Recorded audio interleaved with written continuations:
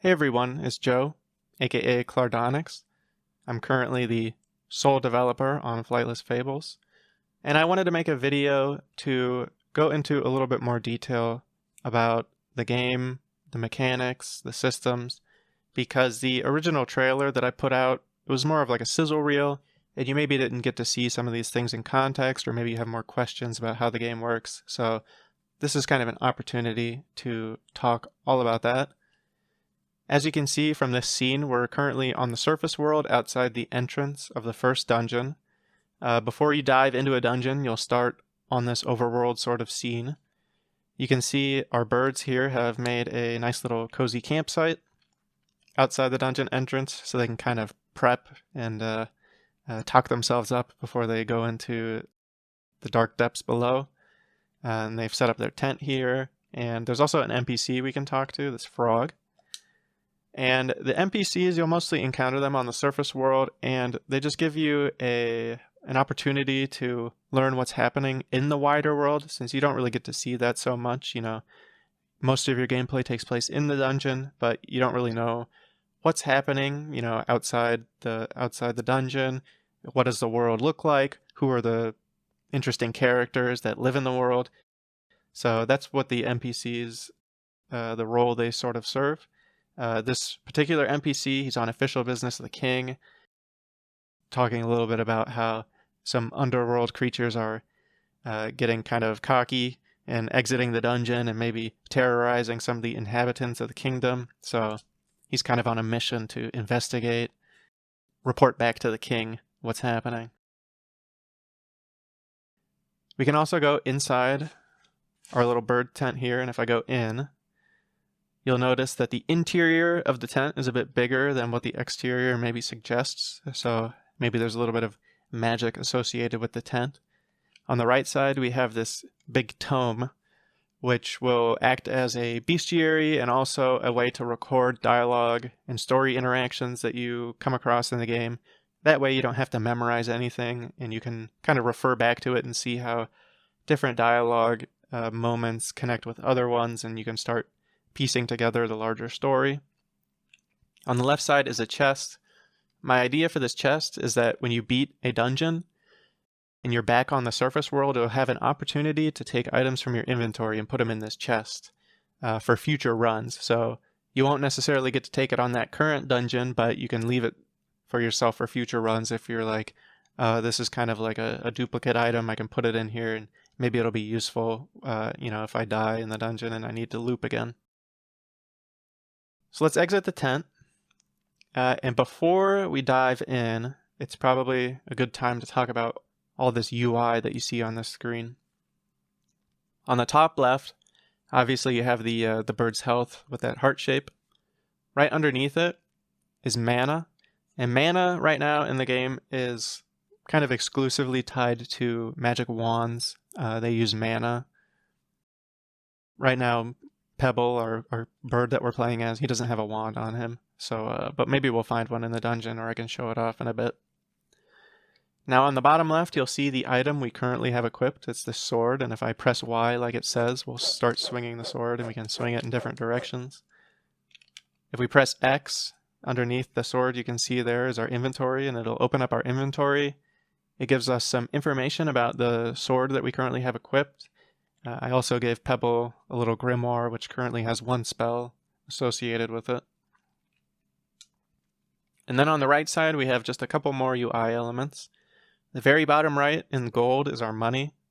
To the left of it is how many keys we have, which is currently 0. We'll talk about keys in a minute because it's important to the loop of the game. And then above our money and our keys is a little stomach that you can see moving around. There is a sort of hunger mechanic in this game, but it's not what you probably are thinking of when you hear hunger mechanic. Basically, the longer you take in the dungeon, your stomach will grow smaller and you'll take extra damage. That's basically all the mechanic is. You don't have to eat to prevent yourself from starving or anything like that. It's just a way to encourage you to hurry up through the dungeon, because otherwise you're probably going to take higher damage. If you make mistakes or an enemy hits you, it'll start hitting really hard. So you maybe want to just not take forever and explore the dungeon in its entirety. So with all that explained, it's probably just a good time to jump right into the dungeon, and you do that by just walking forward. Dungeons are generated every single time. They'll be different every time. You know, broad strokes, I kind of know what's down here. I know which enemies are going to be here. I kind of know the loop, but the actual layout is randomized, and the enemy placement is randomized, the door placement, chest placement, item placement, all of that is randomized and different every time to really help make the gameplay unique between each run. I really want it to feel like a hand-authored experience, but I also want it to have a lot of replayability, so the randomization is kind of key to that. Another thing to talk about with Pebble is that he has some unique abilities. All the birds kind of have their own unique abilities that contribute to their playstyle. Pebble has this nice little roll, which has some iframes associated with it. And then he also has a flutter ability, which isn't infinite. You know, it does run out, but it can sometimes save you from falling on spikes or, you know, landing in some fire that you don't want to land on. So now that we're in the dungeon, we start exploring. Right off the bat, our map doesn't show us a whole lot. It shows us the bird, shows us the start location. So we really need to start exploring to figure out where things are. And I guess it's a good time to talk about the loop of the game. So I mentioned a key, and we need to find a key to leave this dungeon floor. And I'm not doing a great job of avoiding damage from these bats. But luckily right now in the build they don't do a crazy amount of damage. Let me just pick up the gold that they're dropping. Yeah, so we're looking for a key because somewhere in the dungeon is a locked door. That is the only way to progress through the dungeon. Gotta be careful with this trap. I think we'll just leave this goblin alone. And, you know, maybe it was not worth investigating up there because I took a hit from that trap. Yeah, so we're looking for a key because there's a locked door in the dungeon. That's the only way to progress. So in order to get through a floor, there's basically the two big requirements. Find the key, find the door. And everything else in the dungeon is kind of optional. There are chests that will contain possibly some better weapons, but not completely essential. You know, it's up to you to decide, you know, when should I explore more, try to find a better gear. Is right now a good opportunity to look for something better, or should I play a little bit more conservatively and just, you know, I found the key, I found the door, I should just leave right now. So as we're exploring, you'll see these little damage numbers come up from while I'm hitting the enemy. Goblins don't attack just yet. I need to add that functionality. But you'll see those damage numbers for swords, specifically melee weapons. Actually, all melee weapons. It's like a random dice roll. You can see this sword does 3 to 7 damage. On average, it does 4.2 damage. Weapons have randomized stats, so I might find two short swords. They look and play exactly the same, but they might do different damage. So it's kind of worthwhile sometimes, you know, even if you find the same type of weapon, it might be good to pick it up because it might have better stats associated with it. So as we're exploring, I can open up my map. I can see we've actually traveled a good distance away from the start. We still have not found the key, and we have not found the exit. So we're still looking for those two requirements to complete this dungeon floor. You can see some of the systemic design here that we have. This gargoyle spits fire, and it actually burned this ladder here. If I weren't careful, I might have caught on fire. So that's just one of the systems in the game. The idea is to add lots of systems and create a sort of playground for a lot of emergent gameplay to happen. Oh, and here we go. We found the exit next to this poisonous mushroom. So here's the exit. You can see there's a lock. So we need to find the key still. But luckily the map automatically updates with the exit location there. So you don't need to memorize the dungeon per se. Although it's pretty easy to actually memorize the layout of the dungeon.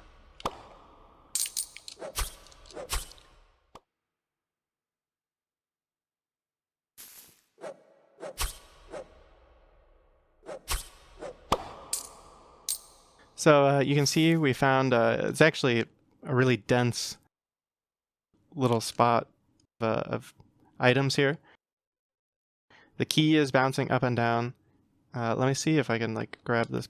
I don't think I can grab this bottle, but you can see the key that is bouncing up and down right next to this bottle. So we'll grab the key, and then it adds it to our UI at the bottom right.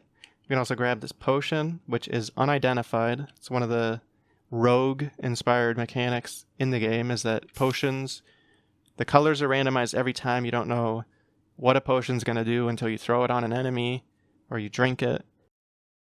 But even throwing it on an enemy is not like a surefire way to identify that potion. But we have a chest here, which is kind of nice, so we can get a new item before we leave the dungeon. So it is another short sword. It's random what's going to be in the chests. Picked it up in my inventory, and we can see it actually is slightly better. It does, instead of average 4.2 damage, it does 4.8, so we'll probably just get rid of this old sword, make use of this new one. So we know where the exit is. We found our key, and now it's just a good time to exit this dungeon floor. I took a ton of damage. I didn't even realize I took a lot of damage, but I'm only left with 14, so healing potion would be good to find on the next floor or some other way to heal myself. So we got rid of the lock, and we can go to the next floor. The way the game will work, you'll do like a finite number of floors before fighting the boss, and then you'll be able to find the stolen artifacts that you're looking for in each dungeon after defeating the boss. We have another potion here that's unidentified. Something I didn't show off is spellcasting. Right now I'm thinking spells will be tied to grimoires. You'll find grimoires in the dungeon. This particular grimoire only has one spell associated with it. And you can see on the bottom left, those pink circles, those are the charges for this spell. If I open up my inventory, you can see it says 4 out of 4, which is reflected in the UI element there. If I go find a enemy, like this bat for example, I can use this spell to set him on fire. And I also set myself on fire. And I died in the dungeon. And that's kind of how it works with roguelikes. But I can show off the spell one more time up here. Yeah, so you'll cast spells, you'll find different spells, and then assign them to your grimoire. It's just another tool you have available to you. Before I finish off this video, I did want to talk about how rods and magic wands work in the game because they behave differently than melee weapons. If I open up my inventory and look at the stats of this magic rod, you can see it does 5 damage and it costs 34 mana. So with a melee weapon like a sword, it acts as like a sort of dice roll to determine the damage it's going to do to an enemy. With this magic rod, this 5 damage is consistent. It's always going to do 5 damage. So that's kind of a trade-off with the wands and the melee weapons. Melee weapons are a little bit more erratic in their behavior in terms of the damage that they're going to deal. Wands are more consistent. But wands also have the additional mechanic of costing mana. So if I use this wand, you can see that our mana depletes. And if I use it up all the way, there's a period where we're not able to use the wand at all because we've used up all our mana and we have to wait till it recharges. So there's kind of like this push-pull balance to using wands. You know, you don't just get to spam them. You have to be careful how much you use them. And, more powerful wands might have really high mana consumptions, or maybe you'll get lucky and you'll find a wand that is really powerful but also does not cost a lot of mana.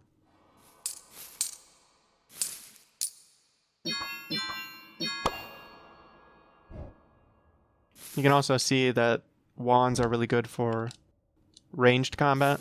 You know, maybe you don't want to get too close to the enemy, so the wand playstyle might suit you better.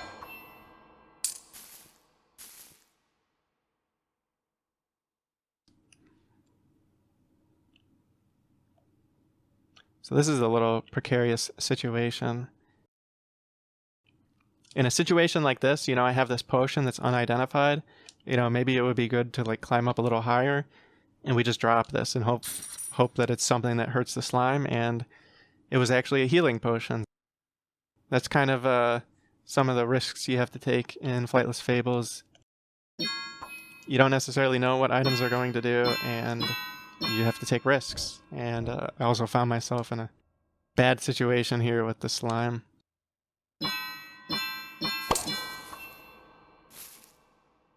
But we got the key, and the slime was containing a lot of weapons. If you found a slime that was stuffed full of items like this is a great time to check all the stats of these weapons and make sure you're going to grab the best gear for tackling the boss. So that's basically all I wanted to show you with this gameplay video. Hopefully it's more informative than the announcement trailer that you saw previously. The Kickstarter is moving forward very fast. There's only about 2 weeks left in the Kickstarter, and I would greatly appreciate your support if you haven't supported the project already. And even if you're not able to give anything to the project monetarily, you know, sharing this video, sharing the Kickstarter is an enormous help. It helps get a lot more eyes, and it helps with pushing the project and the video in the algorithm. So even if all you can do is share the project, I really appreciate it. If you have any questions about what you saw in this video, feel free to drop that in the comments, in the Kickstarter, or on my social media pages. I'm more than happy to talk about the game and create some discussion around it so we can start building up excitement for this project. But that's all I want to show off right now with Flightless Fables. I'll keep you updated as I'm continuing to work on the game and flesh it out. And thank you for watching. You've done so much with the Kickstarter so far, and I'm just extremely grateful. And I'm looking forward to the future of this game. Thanks.